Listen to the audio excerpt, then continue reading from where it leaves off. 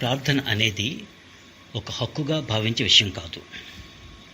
దీన్ని రచించిన వారు సంజయ్ గోఖలే. నేను నా చిన్నతనంలో మధ్యప్రదేశ్ రాష్ట్రంలో ఉన్న చిన్న చిన్న ఊర్లో పెరిగాను. అయితే వేసవి వచ్చింది అంటే మా అమ్మతోటి మా మేనమామ గారి ఇంటికి వెళ్ళడానికి ఎదురు చూసేవాడిని. ఇప్పటికీ ఆ రోజులు బాగా గుర్తున్నాయి. నాగ్పూర్ అంటే నాకు ఒక కలలో కనిపించే అద్భుతమైన నగరం. వేసవికాలం అంతా మా మామయ్య గారి ఇంట్లో ఉండేవాడిని. సాయంత్రం అతన్ని తీసుకొని చాలా మందిరాలు చూపిస్తుండేవారు. అయితే అన్నిటిలోకి నచ్చినది టేకడి అన్న ప్రాంతంలో ఉన్న వినాయకుడి మందిరం. అది నాకు చాలా నచ్చేది. ఆ రోజుల్లో కోవెళ్ళు అంటే చాలా సాధారణంగా ఉండేవి. అంతేకాదు చాలా ప్రశాంతంగా అనిపించేది.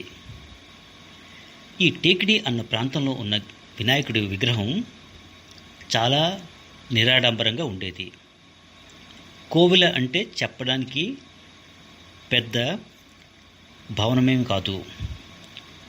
అంతా కలిపి ఒక 5-6 ఇనప రేకులు, యాస్బెస్టాస్ తలుపులు, ఇవి కలిసి నిరాడంబరంగా అతి సాధారణంగా ఉండేది.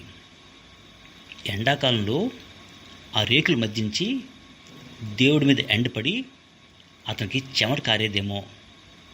అలాగే చలికాలంలో విపరీతమైన చలి, గాలులు వేస్తుండేవి. అయినా ఆ రేకుల షెడ్ కింద గణేష్ భగవానుడు అలాగే కూర్చుండేవాడు. ఎందుకంటే సాధారణంగా చుట్టుపక్కల బతుకుతున్న పేదవాళ్ళ తల కష్టసుఖాలు ఇతనికి కూడా తెలుస్తాయేమో, అందుకే కావచ్చు. అంతకంటే ఎక్కువ పటిష్టమైన మందిరాన్ని అతను కోరుకోలేదు. ఇలా ఉండగా ఒకసారి మా మామయ్యతో ఆ మందిరానికి వెళ్ళడం తటస్థించింది. మందిరంకి వెళ్ళి తిరిగి వస్తున్నప్పుడు మా మామయ్య నన్ను అడిగాడు, ఏమిటి కోరుకున్నావు అని. అయితే నేను చెప్పాను, నాకు చిన్న 3 చక్రాల సైకిల్ కావాలి. నేను అప్పుడు చాలా చిన్నవాడిని, బహుశా 5 ఏళ్ళు ఎంత ఉంటాయి. అయితే ఈ 3 చక్రాల సైకిల్ కూడా కొనడం అనేది ఆ రోజుల్లో చాలా కష్టసాధ్యమైన పని. ఎందుకంటే ఖర్చు ఎంత అన్నది అనవసరం. కుటుంబం పెద్దదుండేది, బంధువులు కూడా చాలామంది వచ్చిపోయేవారు. ఇటువంటప్పుడు ఒక పిల్లడికి చిన్న సైకిల్ కొనడం కూడా చాలా పెద్దమైన విషయమే. అయితే మా మామయ్య కాస్త విసుగ్గా అన్నాడు, ఇలా మనం ఏదో వస్తువు కావాలని అడగకూడదు. ఎందుకంటే దేవుని ప్రార్థించేటప్పుడు సుఖ సంతోషాలు కావాలని అనాలి తప్ప సైకిల్ కావాలని, మరో వస్తువు కావాలని అని అడగకూడదు అన్నారు. కానీ నాకు నచ్చలేదు. ఎందుకంటే నాకు కావాల్సింది నా సైకిలే. అది ఇవ్వనప్పుడు నేను ఎందుకు మరో విషయం కోరుకోవాలి. అయితే తర్వాత కూడా ఇలాగే కొన్ని రోజులు జరిగింది. మందిరంకి వెళ్ళడం, రావడం, ఏవేవో ప్రశ్నలు నేను వేస్తుండడం, ఆయన జవాబు చెప్పడం, ఆయన అడుగుతున్న వాటికి నేను తలతెక్క మాట్లాడడం. ఇంతలో మా వేసవి సెలవులు పూర్తయిపోయాయి. నేను మా అమ్మతో మధ్యప్రదేశ్లో చిన్న ఊర్లో పనిచేస్తున్న మా నాన్నగారి దగ్గరికి తిరిగి వచ్చేసాను. ఇంట్లో వెళ్ళబోతూ ఒక్కసారి ఆగాను. బయట వరండాలో చిన్న 3 చక్రాల సైకిలు నిలబడి ఉంది.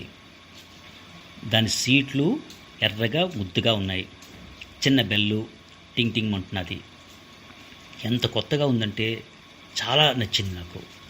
వెంటనే మా చెల్లి, బహుశా 3 ఏళ్ళు ఉండొచ్చు, ఆమెను వెనక సీట్లో కూర్చోబెట్టుకొని తొక్కడం ప్రారంభించాను. అది ఒక చిన్న బంగళా లాంటిది, పాత ఇల్లు. ఇటు అటు సామాన్లు ఉండేవి. వాటి మధ్య నుంచి కూర్చొని తొక్కుతూ మా చెల్లిని కూడా తిప్పుతుండేవాడిని. చాలా సరదాగా ఉండేది. మా చెల్లి కూడా గొప్ప గర్వంగా టీవీగా కూర్చుండేది. ఇది జరిగిన తర్వాత నేను ఎన్నోసార్లు గణేష్ భగవానుడికి నా కృతజ్ఞతలు తెలుపుకున్నాను.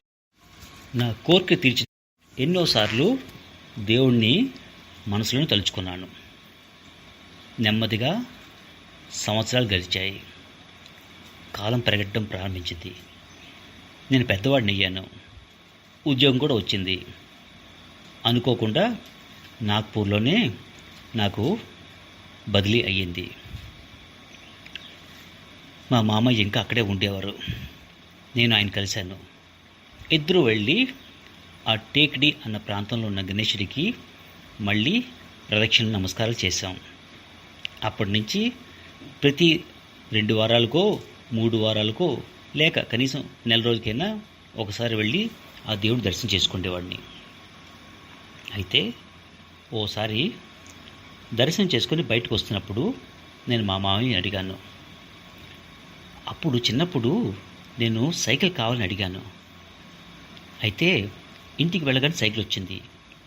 ఇది నిజంగా దేవుడు అనుగ్రహించిన విషయమా, లేక మీరేమైనా నాన్నగారితో చెప్పి కొనిపించారా? ఆయన నవ్వి సూరుకున్నారు. ఏమీ చెప్పలేదు. ఇప్పటికీ అది నాకు తెలియని రహస్యమే. నిజంగా దేవుడు నన్ను అనుగ్రహించి నా కోరిక తీర్చాడో, లేక అంత చిన్నతనంలో అటువంటి గాఢమైన కోరిక తీరకపోతే పెరిగి పెద్దయి భగవంతుడి మీద విశ్వాసం పోతుందన్న భయంతో మా మామయ్య కొనిచ్చారో, లేక మా నాన్నగారు చెప్పి కొనిపించారో ఎప్పటికీ తెలియదు. అయితే ఇప్పుడు మాత్రం దేవుడు నేను అడిగేది చక్కటి ఆరోగ్యం, సుఖశాంతి.